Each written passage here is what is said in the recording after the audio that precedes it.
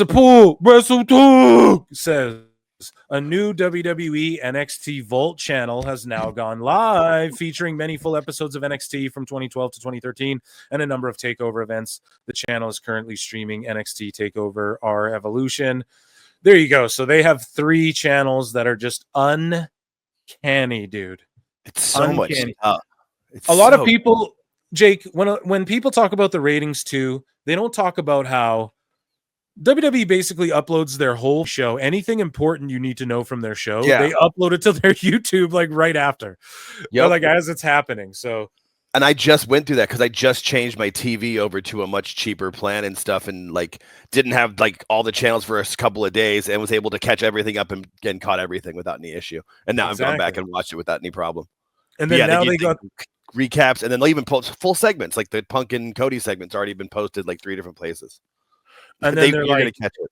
And then they're like NXT Vault, WWE Vault. So that's all the old school. And then they can get all that old school off their old channel, and keep that about what's currently going on and like a chronology, just what's happening week to week and everything. And then on the WWE Vault, you get to re-upload. So they're making money off all 3 of these channels.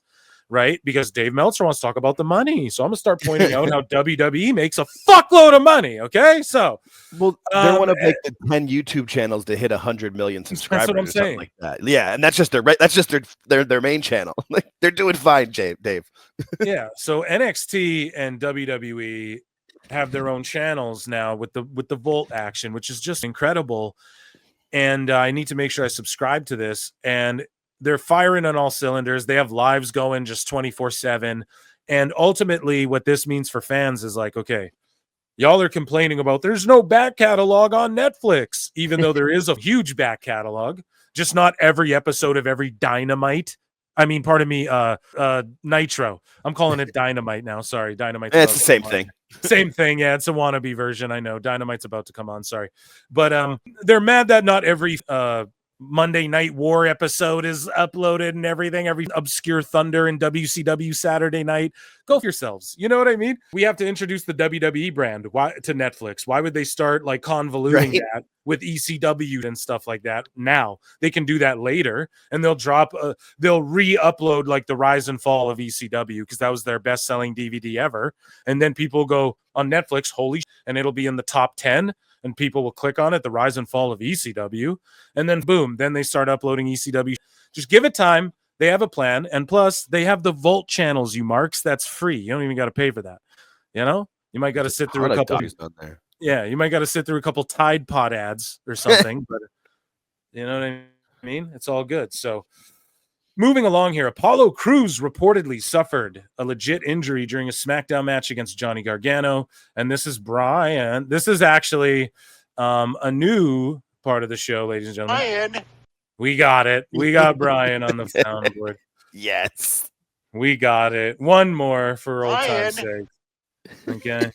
Shout out Julia Gulia, our Julia Gulia in the chat. So Apollo Crews reportedly suffered a legit injury. And Brian says, I can tell you this for sure. Apollo Crews got hurt on SmackDown. If you watch the show, Johnny Gargano gave him a backcracker in the ropes, and this dude went down and immediately grabbed his shoulder and peck. Damn, I feel that. And he did not move his arm the rest of the match. They finished the match, but afterwards the guy got out of there and he got backstage as quick as possible. I don't know if it's the pec. I don't know if it's the shoulder. I do know that they're trying to check it out and see what's going on. So he did get hurt on that spot. I can confirm. Okay, Brian. I mean, I believe him, but did we have anyone in attendance at that show? Like every show, start making PWT signs or something too, or shouting out Phil Marks. Every show, I got people sending me videos of like the crowd being sold out. It's like, yeah, I know. No, I love to see those too. I love seeing those too. But it's like, yeah, bro, we know WWE's selling out everywhere. Dude. They're hot. Yeah, their WrestleMania's got less tickets on sale, I think, than the Rumble, right? Like I think for each so. night. Like each night for the individual nights, yeah, because they're still trying to sell the package deals as best they can, but yeah, they release the individual tickets. And I think those are at like what 57,000 or whatever. So basically, this Rumble was set up for like 54K or 52K. Then they kept having to push it. It's set up for like 67K now. So basically, there's going to be no stage. The wrestlers are just coming out of a tunnel. Yeah. You know, like an old UFC fight. They're coming out through the crowd, Moxley style, except for they're actually over. And there's actually a crowd. Yeah. WWE Saturday night's main event, 1.494 million. Now, there's a lot of people saying that's a horrible number. Shout out Evil Dose. He's all over it. He's being ultra cynical because he wants to keep the same energy, and I respect that. And we should keep the same energy. But I'm not about to sit here and say that a pro wrestling show doing 1.5 to 2 million views on Saturday nights once quarterly, and it's on Peacock, and already a lot of people already watch all their WWE on Peacock already. So like NBC has access to the Peacock numbers. It's not just like a blind, let's just a TV network just going, let's give them money to do a special. Like they're working with them on Peacock, and they know the numbers that they're going to get on both ends of it. And so they for surely indelibly calculated the pros and cons of this. So I'm not going to say it's a horrible rating or bad or anything. You guys know what okay, AEW Collision, 250K. Sometimes the price is wrong. And that's not on the boys and girls. That's not on the boys and girls, man. Tony Storm was doing great, pal. But yeah, she should have did it on Dynamite. Collision is about to get rampaged, folks. It will be gone by like 2026. And I just love how every post now is Tony Khan with the toys. Like now that Grok is so good, you can have him. Like I had him playing with Pokemon cards. I traded my Camille for a Megan Bane. Anyways, though, moving along, they get destroyed in the ratings. Dakota Kai. Now, guys, Phil don't miss, who called this, who's been saying it, and it's not hate, it's just for real. Dakota Kai, I hope she stays healthy. I've been saying that every time that when she cried about, I need a singles push, I want to show what I can do. And then I didn't bury her at all. I get that feeling, and I'm sure she does, and I'm not going to knock her for having dreams, but what I did say was, you don't stay healthy though, and you're getting up there like age. Not that I know WWE doesn't care about that anymore. That was a Vince thing. Only girls 20 to 25 allowed on my plane, unless there's more than one. Unless I have diarrhea. No, okay, we're not going down that road again. But Dakota Kai, like we've heard stories. Lady Frost, Taya Valkyrie are like, yo, we were told we were too old, and so Dakota Kai, she just don't stay healthy. So Dakota Kai has unfortunately been pulled off the road. Well, the issue is not 100% confirmed, and they could be doing this as a precautionary thing. Like, yo, we need to save you for something. But Kai was said to be hurt during the tag team match with Io Sky and Zoe Stark and Shayna Baszler. One person spoken to said they believe it may have been the rough bump she took on the missile drop kick. Yeah, that was brutal. I want her to stay active as much as possible, but at the same time, if you can't stay healthy, but I'm not trying to be a dick by saying that, Dakota, I love you. I'm a huge fan of yours. I love you, and you're putting on great matches, and you give it your all. I don't know. Unfortunately, you're just bitten by she'd be a great coach one day. That's going to happen. But as far as like the women's champ, I just don't know, man, unless like you get some stem cell treatment or something, really, to where they like fully, you get the JBL where you're like, I can go again, kid. I can go again, Cole. Unless that happens. I mean, that's what Ray did. Yeah, like Ray did that. Yeah. How old's Ray? He's like 50. How old's Ray? I think he's 50. Bro, so Dakota, go and get that done. It might be freaky and weird. They take your blood out, they spin it around, they inject it back in you, then you get stem cell shots. It's all weird and gross. I get it. No one wants to be poked by needles, but like maybe just do that, and then because she's tremendous in the ring. I mean, at least in my opinion, and she has really cool moves. That flipping backbreaker move is so cool, and I just want her to stay healthy, But I also get why they're not pushing her that big, because you can't afford to do that. Roman Reigns gives a rare interview.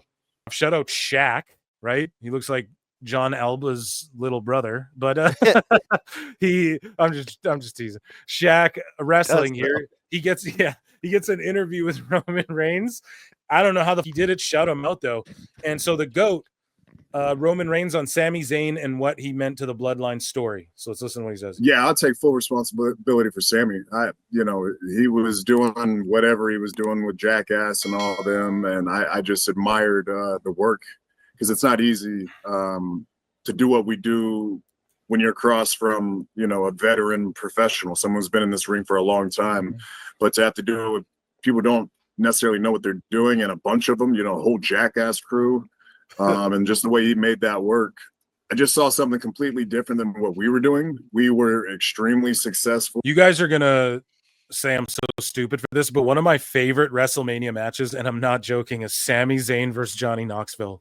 That match was so good. Dude, the timing is so good. See, I'm like a Mark. I look for the psychology of it and like the timing and how Sami Zayn was selling the traps. And it's so funny because like they've done like that. Ishii and Kenny Omega have done stuff where like Kenny Omega's pants fall down and his boots are tied together. So he's jumping around the ring in his jock strap, and then he hits the one-winged angel with like, you know, and they do this like borderline, you know, sus stuff, which, hey, that's cool. Hey, if that's what you're into, but you know, they're doing borderline like dudes kissing stuff, and Ishii's doing great comedy matches and stuff like that.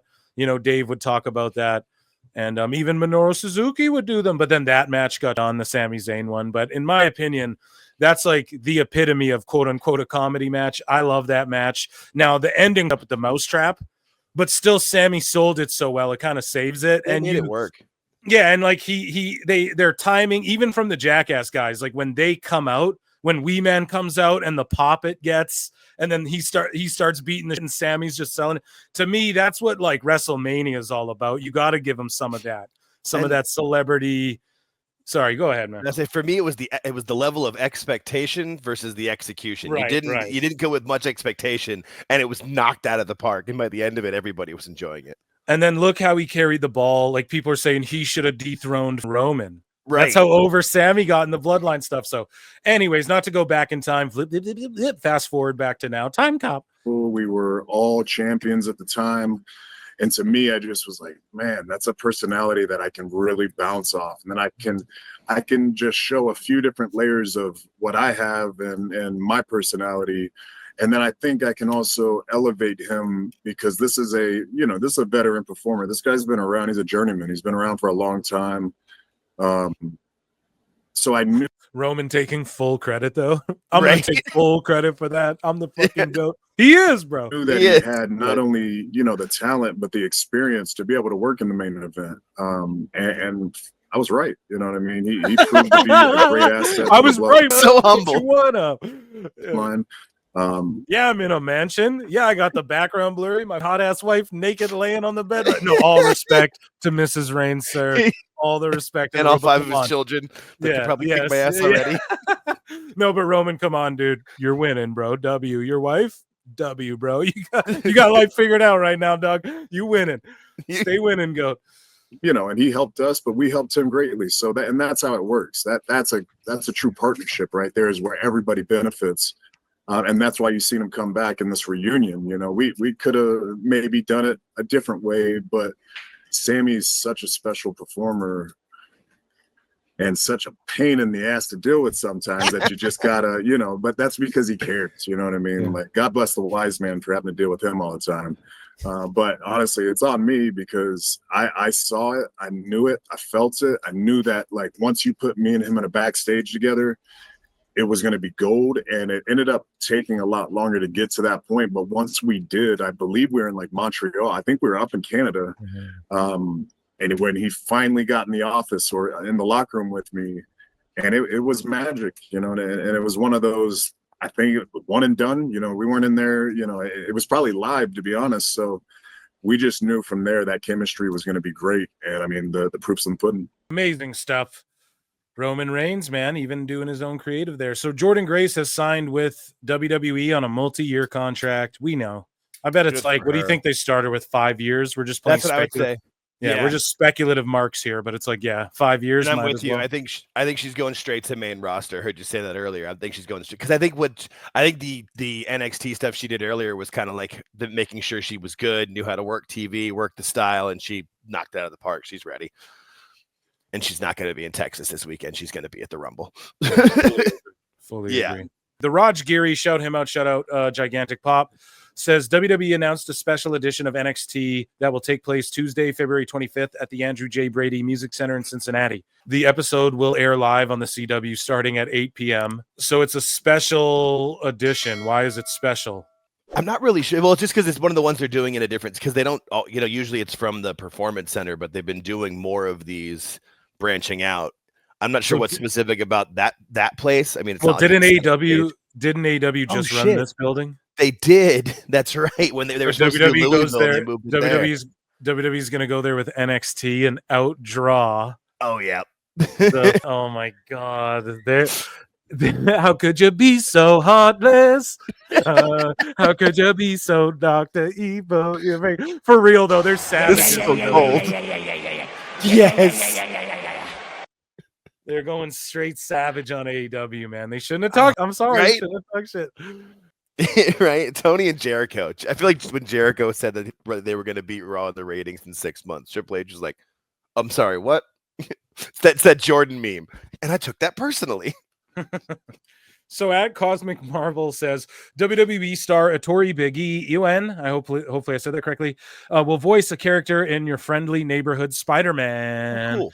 The first time he recorded, he was still wearing the neck brace, says showrunner Jeff Trammell. Now this show looks like, and when they first announced it, it was tell us how you really feel. Yeah, dude. Everybody, Phil Mark's out coming soon, where I'm gonna like talk and review this and talk to you guys about this stuff. And it's not gonna be a podcast, it's gonna be different, a different type of channel, but that's coming soon. But anyways, though, your friendly neighborhood Spider-Man, it wasn't supposed to be called that. It was supposed to be called like Spider-Man freshman year or sophomore years or whatever. It went through a couple transformations, and then the trailer we got just looked like utter good for Big E. This is big for him, and they're trying to incorporate more WWE people into the Marvel universe and whatnot, and I'm down with that. But yeah, I don't know. I mean, I'm going to watch this show. Spider-Man is like my all-time. So to me, Spider-Man's my all-time Marvel guy. Now, my favorite comic universe is Marvel, but my favorite all-time character is Batman. But when we're talking Marvel, Spider-Man's my all-timer, So the show just unfortunately is not what I thought it was going to be as far as just the tonality of it and the way it wasn't even supposed to be called your friendly neighborhood Spider-Man. Like it got reinvented 2 or 3 times. So the original premise was like sounded really cool and they just strayed away from that. So whatever, but shout out Big E, mainstream. So Tiffany Stratton, well, yeah, and good for us. Good for her. Good for Ludwig. Good for Ludwig, yes. Good for Ludwig, Kaiser chat. So just 1 second. We're just taking a little break. Have a little sip, guys. Thirst cast a little bit, maybe just a little break. And WWE transfer window ends this weekend with the Royal Rumble. So there you go, folks. We've already seen a few people move around. I like that Damien's been shifted, as we saw on SmackDown. Rhea Ripley's being shifted, I believe. Or is she? Am I wrong? No, on that? I think she's gonna stay on Raw. Right. Who else have we seen swapped around? I think the Miz. What else? The Wyatt Six? No. Yeah, that's the Wyatt Six. One of the things that like it's been said online, but I don't know if they actually said on the show. And then they just said Zelina was moved over too, but not the rest. Zelina. Of the so I thought I thought she was going to do some, and I know, what's the payoff? But it's like, well, I don't know. WrestleMania, they'll probably, touch tips and cross streams. You know what I mean? Like with some of the brands. So I think it'd be cool if they like tease that it's going to be Aleister Black that comes back, but she actually teams back up with Andrade. So because they were so good together. Should I? Here we go. Because I'm not a dirt sheet, so I'll just be straight up. What people have told me, but I don't know for sure. Like this is all because we don't know any of this stuff. That's why I don't be a news thing. So if I just said all these people told me, a bunch of it would be wrong, and a lot of it would be right though. And like typically the stuff I choose to bring to the show, I think it's pretty spot on. You know what I mean? I like Husey will come on and talk a lot of shit, but that's from him. That's not like I don't know what he's going to say before he comes on. Right. He gives me a lot of nuggets like behind the scenes too that have been spot on. So either way though, basically Malachi is like, I was like, no, I'll see him in March. And I maintain that if you're WWE, just save it till March because you don't need him in the Rumble, or even save it till after Mania. And it I sucks. think the Raw after Mania is the best move with him. Hey, but here's the Really thing. What I'm hearing, and this isn't, don't quote me, this isn't whatever, right? I'm just an idiot. I don't know. I'm a dumb asshole. Ass moose knuckle. Basically, his contract's up with AEW. He's a free agent right now. I maintain it's going to be March. That's my feeling, and I think you just save him for after Mania. I think that's the move. Well, Mania's in April this year. Mania's like April 19th and 20th. Yeah, so maybe the Raw after Mania or March. That's what I think. Wrestling WCC gets a quote from Liv Morgan, on Dominic Mysterio's wife via Pod Meets World. So that is the podcast that Topanga and Eric Matthews and Sean Hunter, a.k.a. I forget their goddamn names, right? Danielle Fishel or whatever, the people from Boy Meets World. This Boy Meets World, Boy Meets World, walking down this road that we call life. But not Fred Savage. Yeah, no Fred Savage. He just excommunicated them like 5 years ago or something out of nowhere. And they all don't know why. All of them before they even had Ben Savage do some weird like that too. They seem like they're a family of Ben child Savage. actors. Yeah, I think Ben Savage was the one. Corey Matthews, right?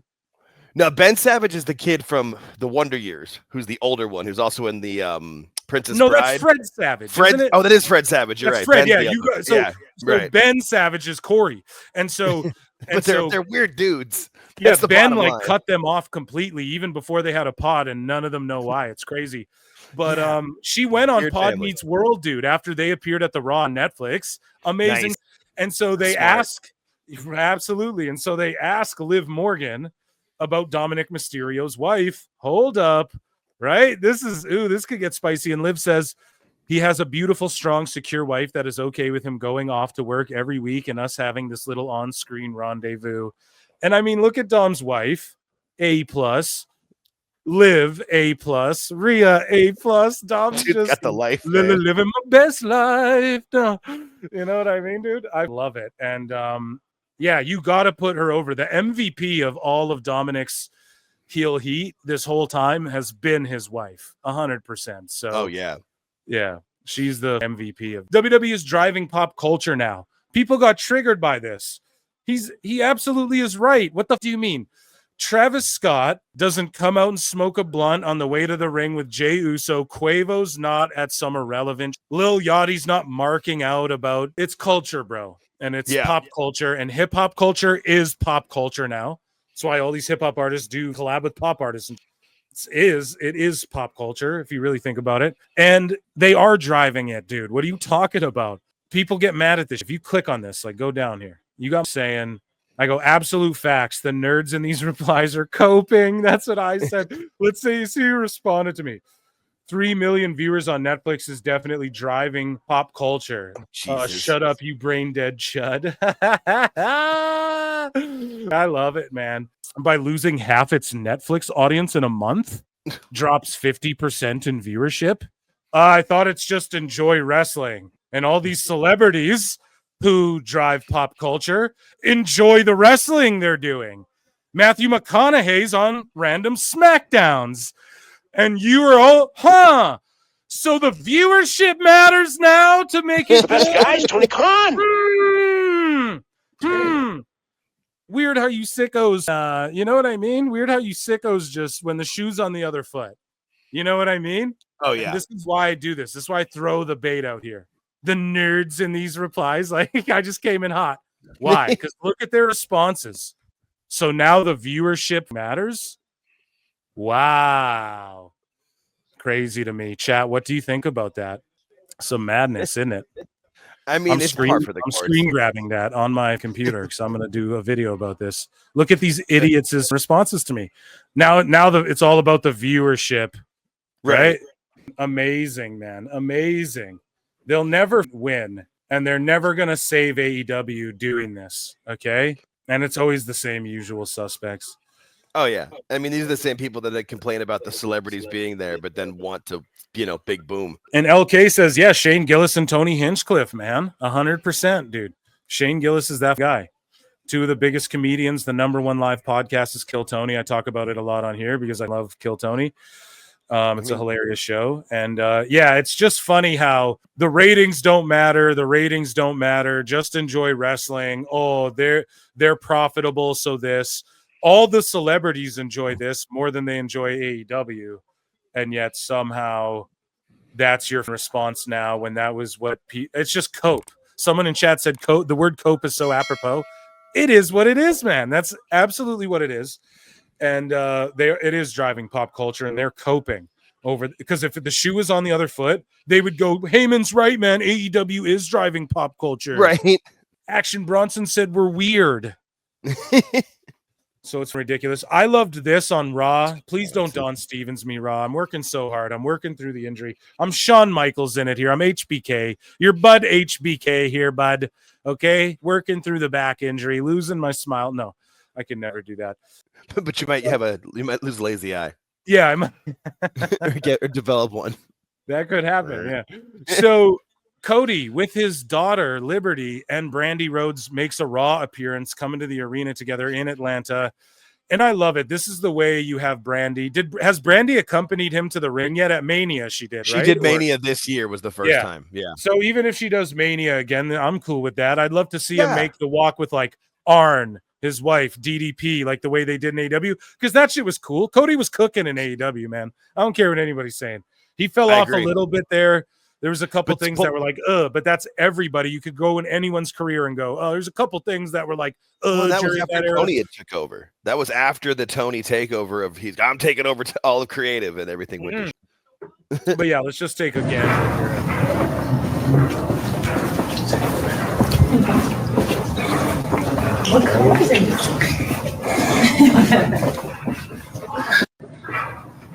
Amazing stuff. That's good stuff.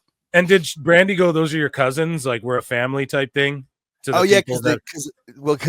like 2 or 3 of Cody's cousins work in like the backstage stuff. I didn't know. My God. Amazing. I forget which. I know like one of the people who works like by the ring is like the timekeeper or whatever is one of them. And then there's 1 or 2 other ones too. So WWE Raw's Netflix viewership has now declined 49% since its January 6th premiere. Yeah, I mean, we anticipated that would happen. Yeah. I am bummed because I was saying watch it go up and up, man, every week. Now, hopefully, like the Rumble season, hopefully a lot of people watch the Rumble. Like these big events, we're seeing so many people tune into it, and hopefully like Rumble through Mania season, and maybe after Mania, we start to see increases. However, that being said, you got to just look at it this way, and because these are the same people who want to say ratings don't matter. And I agree with that, bro, but they want to play the ratings game when it benefits them. Look at all these cucks under my video. Damn it, I said that on YouTube. But look at all of them. 3 million viewers on Netflix is definitely driving pop culture. Crying. Meanwhile, this is an AEW stan. Do you know what I mean? Yeah. So it's just cope, and you got to look at it this way. WWE is consistently number 1 on Netflix every week now. It's in the top 10 and number 1 in all these countries, in everyone's faces. That's a huge deal. If I made a TV show called, I don't know, man, make a show. We're Phil Marks Bookmarks, right? We make a TV show, and it's number 1 on Netflix every week that we drop an ep. It's number 1. I don't give a who you are. That's W's all around. That's champagne toast. God damn it, man. Being number 1 on Netflix and having other shows in multiple countries and in the US consistently in the top 10 every single week. How's that a bad thing? AEW is not even in the top 10 on Max. So you guys are coping and you're nerds, and this is facts. They are driving pop culture. Look at the attendances. Only 3 million people viewed it. Okay, but only like 1.5 million were watching it before when it was on normal TV. And then also look at the live shows, man. 62,000 people, 67,000, I think the building's set up for now, or 64, whatever. They keep upping it. Yeah, they just keep opening sections. Only goes up from here. You know what I mean? Shout out Shania Twain, bro. And it's just going up and up, man. And so that you have to factor that in. There's hundreds of thousands of people, millions and millions, but at least in America, there's like millions or hundreds of thousands of people, to say the least, that tune in every week like that, or a year long around will show up to every show they're doing right now. They're selling out SmackDowns, and so it's just complete sell out in dope, man. France. And if the shoe is on the other foot, and the WWE people pointed this out about AEW, you'd all make the same points I'm making now about, well, AEW's still number one on Netflix, bro. So tired of the cope, tired of the lies. So another update on Alexa Bliss's WWE status and the reported issues over her contract. This is Brian Alvarez again, so let's give him a Brian. We got to give him a good old Brian. WWE is set to announce a new premium live event called Clash in Paris, taking place at Paris La Défense Arena in Paris, France. So this time I won't botch, because they were in Lyon last time, and this time they're in Paris. And last live show we did when they were in France, I kept calling it Paris, but they weren't in Paris, they were in Lyon. But they're in Paris this time on Sunday, August 31st. Il est vraiment phénoménal. You know we're gonna get that again. Oh yeah. AJ's set to return. So amazing. That thing's gonna do insane numbers. And some people are saying that they're doing it to hurt AEW again. I don't know how that's another cope. Like, what does it have to do with AEW? I think they're doing a pay-per-view close to then or something. But either way, man, shut the fuck up. If AEW does the same thing to GCW, you all defend it. WWE does the same thing to AEW, you guys get mad at you. So per PW Insider, the reason John Cena has not appeared on Raw frequently is because he has been in Budapest recording content for the film Matchbox. There will be 34 dates left for him after the Rumble. He said he had like over 40. I think he's made like 4 appearances since then, or 3 maybe. So yeah, it was right around 40 dates. They're saying 34. Maybe it's a few more than that. But yeah, here we go. Cena's in the Rumble. Gonna mix it up on Saturday. Can't wait. Crack a beer. Killer Mike and LP. Boy, run the jewels, bro. Run them jewels fast. You guys like run the jewels in the chat? RTJ. So Killer Mike is in the building at NXT as well. So NXT was in Atlanta. Okay. Yeah, it's Center Stage where they used to film the old WCW Saturday Night Show. Just amazing. The vibe, So the cool. energy. It was so good. Oba Femi's over like Rover. Trick's over like Rover. You got so much good happening. Ethan Page's Twist of Fate, and Killer Mike is here running jewels, bro, real fast in the. Brand you want to see live. And he's got his show Trigger Warning on Netflix. Hell yeah, dude. And he's just dapping up the fans. He was also at the Raw, which we're going to talk about. Dave Meltzer doesn't like black people. I mean rappers. So Killer Mike was in the crowd. Speaking of which, rappers at Raw, we had Quavo, right? From Migos. No mess up P. 10 bad bitches and they after me.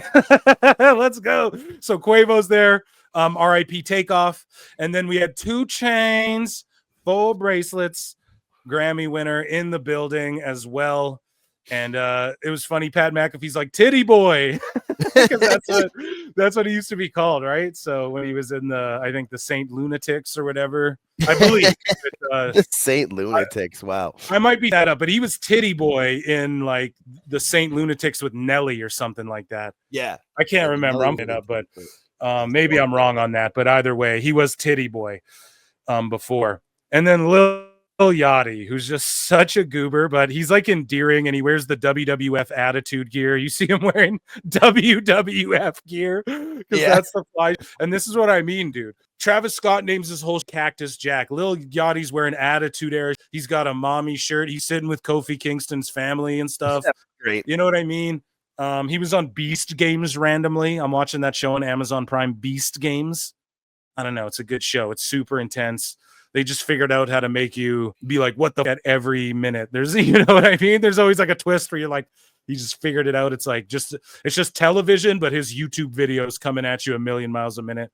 But yeah, dude, culture right here being represented. And then Quavo, they just said it on Raw and did a 12-minute Jey Uso entrance with Quavo. It was amazing. Why not? And then during commercial break, they're talking to Lil Yachty. And then Pat's like, how do you feel about the New Day? Yachty's like, listen, if it don't have to do with Rhea Ripley, I don't give a damn. He's like, I really don't care, bro. So Fair enough. Buddy Murphy or whatever, Buddy Matthews, look out, bud. Yeah, I don't know. There was just people in the crowd. You had Matthew McConaughey at SmackDown. I mean, just as A-list, as mainstream as it gets. Yeah. In my opinion. And what else? There was one other thing I was thinking of as well. Oh, yeah. So Pat McAfee listens to PWT Confirmed, calling them the Boo Day. So I don't know. He was saying, they're saying Boo Day. He was saying that on Raw. I think I said that first. I don't know. I'll claim it as mine. Undertaker praises Gunther and says he spoke with him at Netflix premiere. It's nice to know that there's some guys. Well, I'll let him say it. You see a little bit with Gunther right now too. He'll do it. Gunther's a throwback. Yeah. With Devon as well. Get the tables. He's a throwback to a little bit of that stuff. Which I love watching him. He's phenomenal. Yeah, he's got that old school mentality. I talked with him. I talked with him at the Netflix premiere. Right. I just like his mindset and the way he thinks about things. And he's an old soul for this day and age. Yeah. So that's awesome, man. Getting high praise. Gunther is like Undertaker's favorite. We all know that. So shout out Complex. Please don't pull us down. Shout everything you out. we need We today. love you. People do this shoe shopping thing. And CM Punk almost fell on the floor during sneaker shopping. This is via Wrestling Uncovered. When he found out 3 pairs cost $3,000. Okay. So he paid $3,000 for, now he got 9. I quote tweeted this. I was like, CM Punk got $9 million from Tony Khan alone. He ain't sweating $3,000, folks. That's a nice dinner for him and his wife, you know. But anyways, Everything we need today, man. I think that's a Saturday night out when you have $9 million in the bank, dude. so, yeah. All right. No easy foam runner this time? No. All right. Just a typical shoe shop. All good. Let's get your total. But that's why people like Punk, because he tries to remain relatable. You know, he's not this guy driving Lambos and like that. So he's relatable. He's down to earth. And so obviously he's playing it up. To him, he's like $3,000. He's like, come on, dude. You know, that's nothing. He's like, Yeah. He's like, that's a Friday night. All right. So 3 pairs. Your total today comes out to $3,183. Oh, Jake, I didn't know you worked at a shoe store. No, I'm just kidding. $183.17. Okay, wait a second. 3 pairs of shoes are $3,000. Yeah, that's about the average. Which is the most? Is Jet's pair the most expensive? No, that actually is one of the second least. The most expensive is going to be that UNC off-white there. Yeah, it's the Off-White collab, bro. Come on, even I know that. Yeah, that's like $2,000. Yeah. I guess. All right. And you will be right there for us. There's nothing cringier than like people using cards. We all do it. People even tap their phones now. You know, you can tap. Yeah, nobody your takes card cash anymore. Yeah, exactly. Places don't even take it. You can tap your Yeah. phone now on these debit machines. It's cringe. Like, look how awkward this is. Him fumbling around with this plastic. Like, do you take it? Do I take it? Yeah, what do I do? What has society become? What have I become? Now that I betrayed everything I've ever loved and pushed it all away. Right there for us.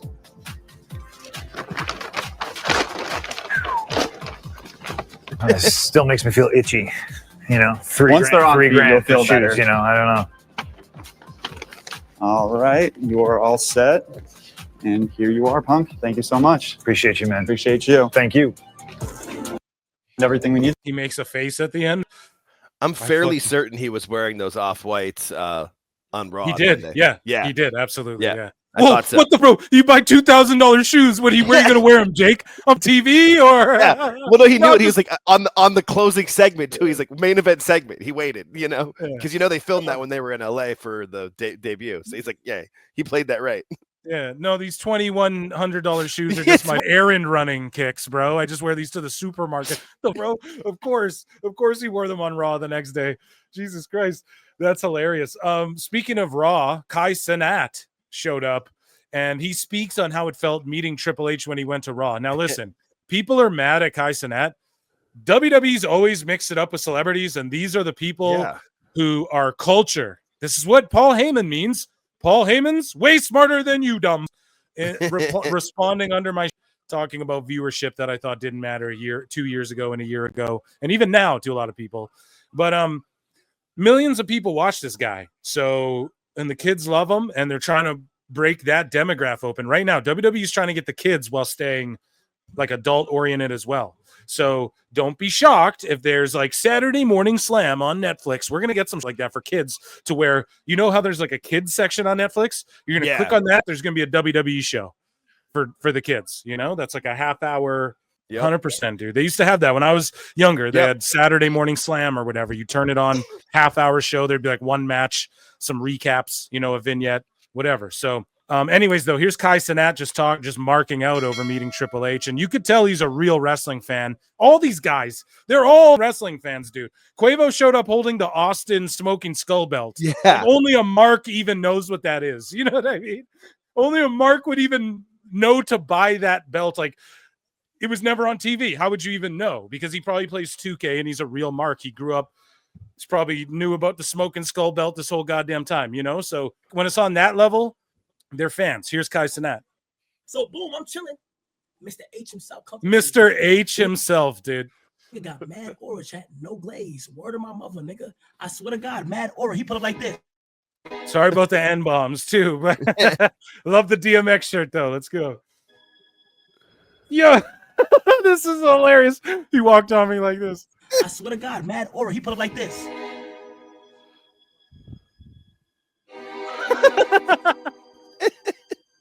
All jacked and shit. Yeah. Hey man, I love you, man. Have you ever been to a WWE event, man? I love your content, man. I absolutely love it. I'm glad to have you here. I say, yo, goddamn, nigga, you Triple H, my boy. Yo, he hit the gong. That wasn't me. He hit the gong. Yo. Let me glaze you. No way. I didn't know he did that. If he did that before, I did not know. God damn, that's legend. That's his gong, chat. That ain't me. No glaze, though. No glaze, though. Yeah. Boy. I used to mimic the things you used to do in my cafeteria. Literally, middle school, elementary school, whatever it was. Niggas in the hood mimic exactly what you do on the block. Triple H, it's you? Like live in the flesh? See, Triple H was always my favorite because he was like the leader of DX, sort of. So when I was young, and like playing No Mercy, I was Triple H, dude, and DX would win all the belts. Like the New Age Outlaws were the tag champs. X-Pac winning the light heavyweight. Shawn Michaels winning the IC, you know, or the world heavyweight, whatever. But Triple H was always my guy. Like that was my go-to. And then I didn't, because back then you didn't understand. Oh, he's like doing shady political backstage, and you don't understand. Like, oh, he's marrying the wife's or his wife is the boss's daughter to get into the office. Like, you didn't think about that. I just knew him and Shawn Michaels as the guys that were just so inappropriate, and everyone's doing the suck it and everything. So I loved The Rock. I loved Austin. Don't get me wrong, but Triple H was my guy through and through, man. DX was my. Niggas on the block do exactly what you do on an everyday basis growing up. That's hilarious. Shout out Kai Cenat as well.